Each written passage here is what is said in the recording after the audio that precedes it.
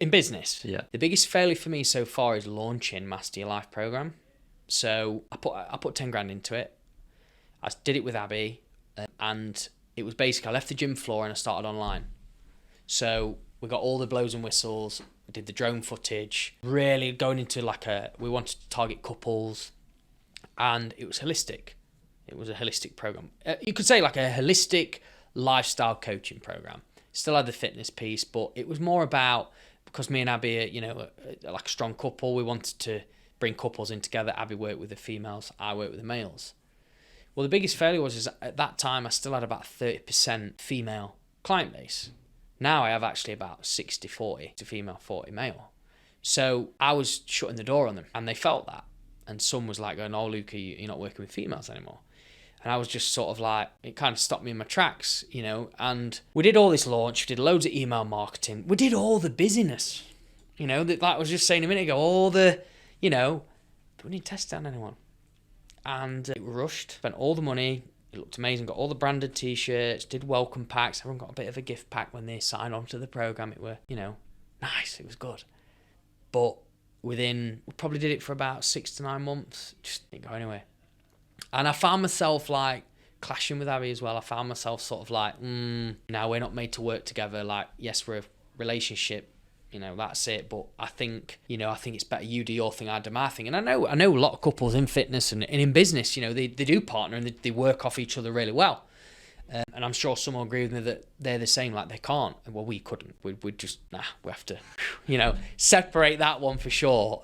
So yeah, that was, I'd probably say that the biggest failure, because at the end of that left me in a financial vulnerable position, because I was still having a lot of outgoings and I was losing money. My own fault. I should have been aware actually quicker, but I was in an optimistic mindset that like, oh, I've done it before, I'll do it again, sort of thing.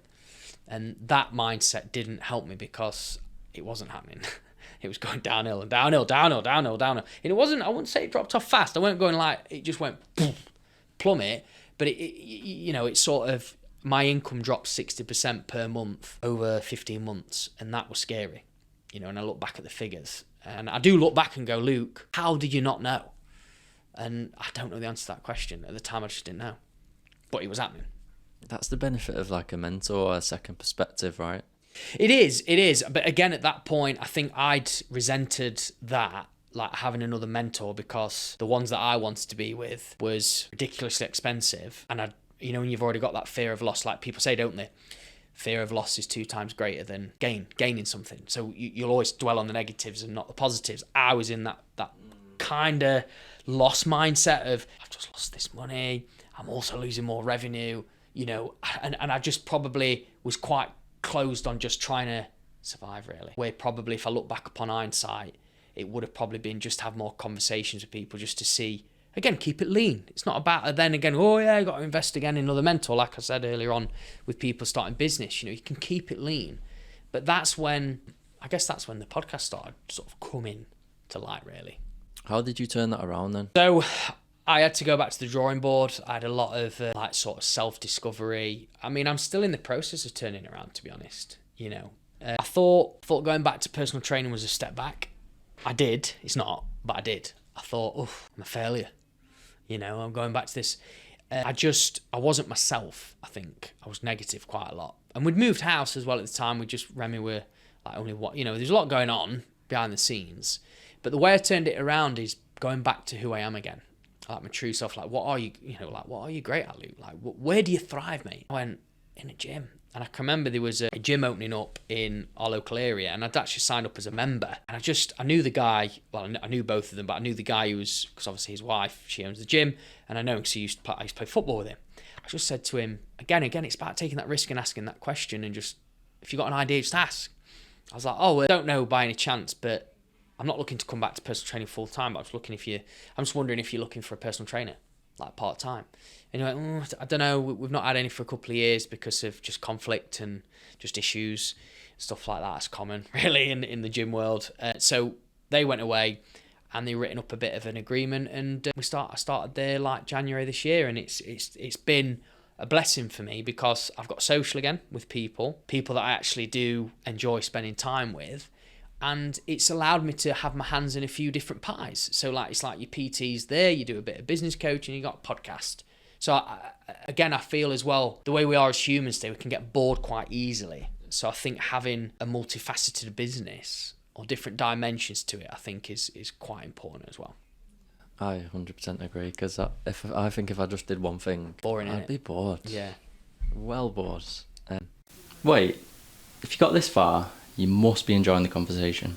Make sure to hit the like button, press subscribe to show your support. Back to the episode. A couple of times you've mentioned reading and books, and I wanted to ask you, but I thought, no, I'm going to wait till the end and ask for some recommendations. So I'm going to ask for 3 book recommendations. Okay. Business related. Yeah. I think they're probably going to be more on that, like personal development side, or self-improvement, whatever you want to call it. So first book is 10x is Easier Than 2x by Dr. Benjamin Hardy. Really good book. Don't need to go too much into it, just the title itself will tell you what it's about. I know 10x is thrown around a lot with like Grant Cardone and stuff, but this is quite an evident book as well. Second one is The Big Leap by Gay Hendricks. Big Leap, taking risks, all that kind of stuff. Talks to different zones, excellence, zone of genius, all that kind of stuff. Really, really cool book. And I think it's this one. It's called, it's like Buy Back More Time. I think it's that. I think that's the title of the name. It's something to do with buy back time. It's by a Canadian entrepreneur.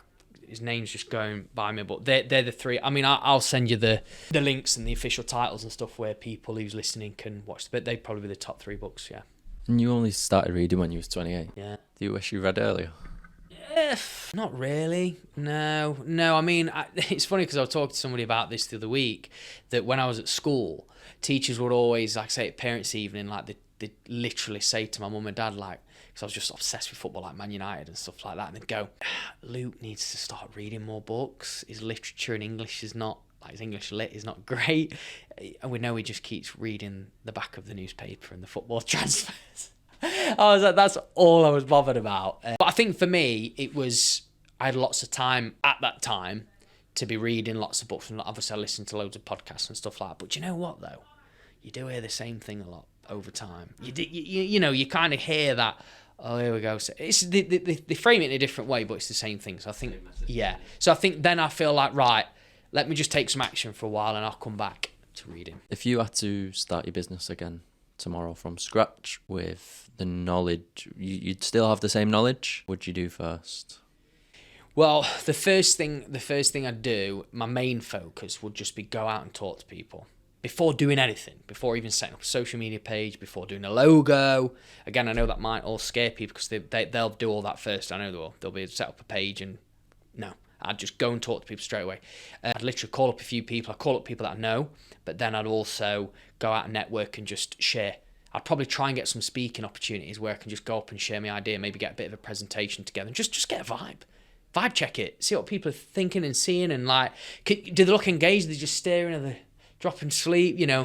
I mean, put yourself in the right room, don't go and sort of, sell a fitness thing. If you were talking solicitors, I'm not saying solicitors don't love fitness, but, they'd probably want to know about contracts. That's all I'd do. That'd be probably the main chunk of time.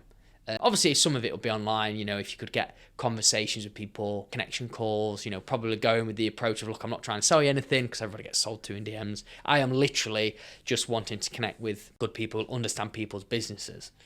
But then obviously try and get an opportunity in that call to share yours, like share your idea. So test the market.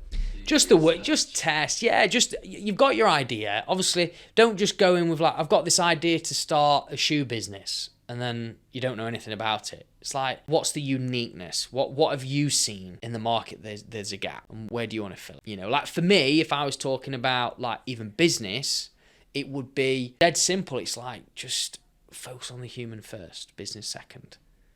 Be so human, like literally undivided attention to that person. Listen, because if you hear them talk, tone, you'll pick out something, and that'll be something that they've always been looking for. And they won't find that in any textbook. They won't find that in any resource. It has to come from conversation. Thank you for tuning in.